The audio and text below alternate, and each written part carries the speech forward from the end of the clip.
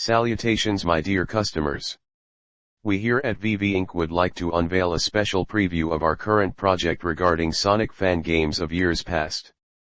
Though, I will have to apologize for the lack of visual luster. Quite a lot of editing work was done on this segment, up until it was exported. However, upon checking back, we realized it was horribly off sync. Genuinely, I do not know how that happened. It seemed to be correctly offset during editing.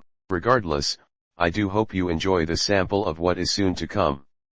If you have any questions or concerns, you know where to put them. And no, I won't stop using text to speak. I want to preface this section by stating that I have had a personal fascination with Sonic XG since I was but a mere kid.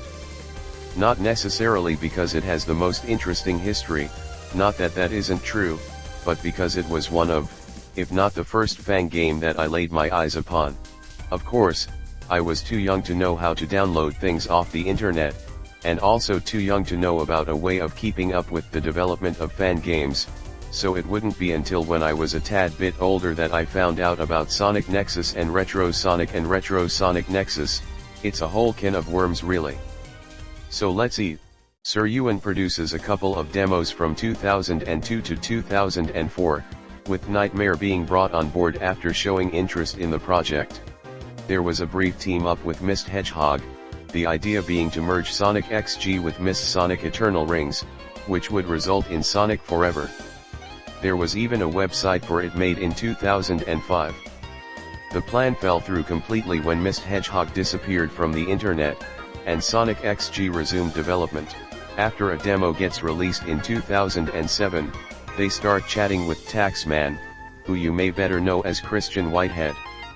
At the time, he was working on Retro Sonic, and the three ended up agreeing to merge XG and Retro Sonic into Retro Sonic XG. Sir Ewan and Nightmare would go their separate ways after this decision, with both of them seemingly disappearing from the project altogether. This left Whitehead alone with Retro Sonic XG while he was, also, doing work for another fan game, Sonic Nexus.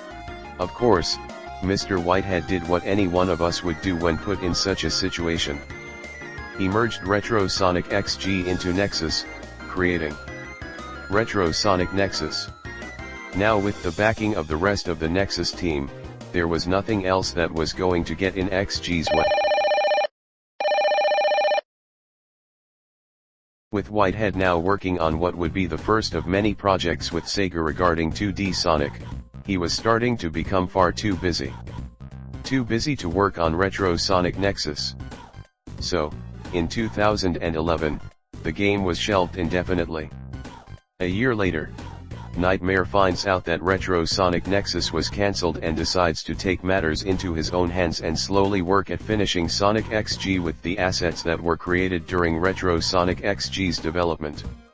It would have been called Sonic XG Lite, as it only had 6 of the planned zones.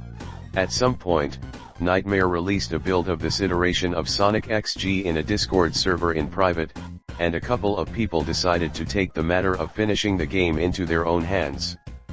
This iteration is dubbed Sonic XG Classic, and only saw release following leaks.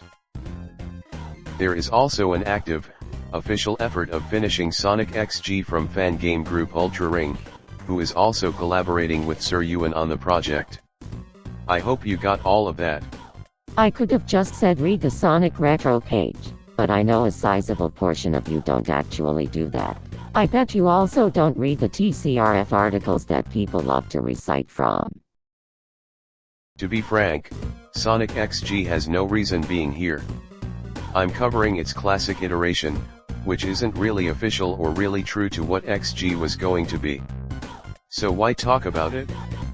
Don't question your boss. The plot's simple. Sonic gets ambushed in the middle of retrieving the Master Emerald and ends up on the outskirts of Angel Island. Also, Metal Sonic and Fang are here. Let's just talk about the game already.